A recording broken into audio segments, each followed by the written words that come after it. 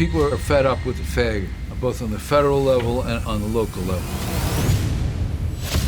Behind the famous Manhattan skyline, New York is a mess. You had to literally fear for your life.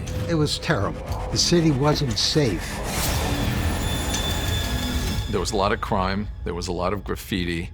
500,000 serious crimes reported: murders, rapes, robberies, burglaries, car thefts. It was just bedlam.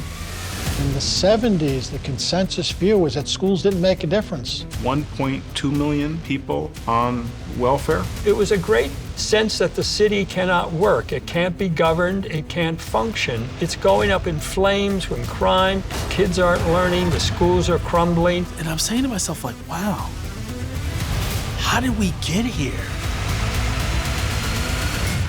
The early 90s was an exciting period because people are fed up with the fag, both on the federal level and on the local level. People are open-minded, they're willing to talk to each other across the aisle. There's a sense that the ungovernable city is no longer ungovernable, that reforms are possible. The city could be made safer, be made better, to take back the streets of New York. And by focusing on the small things, we disrupted bigger things from happening.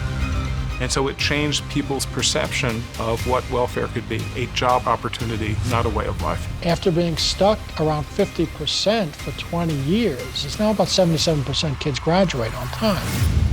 We had 20 years of Giuliani and Bloomberg, and the crowning glory of what we got out of those 20 years was that the streets were no longer disorderly. The result of real efforts and real ideas by real people.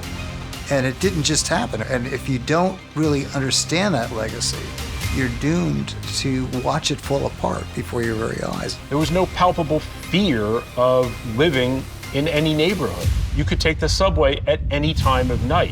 You could send your children to the store and there was no worry about what was going to happen.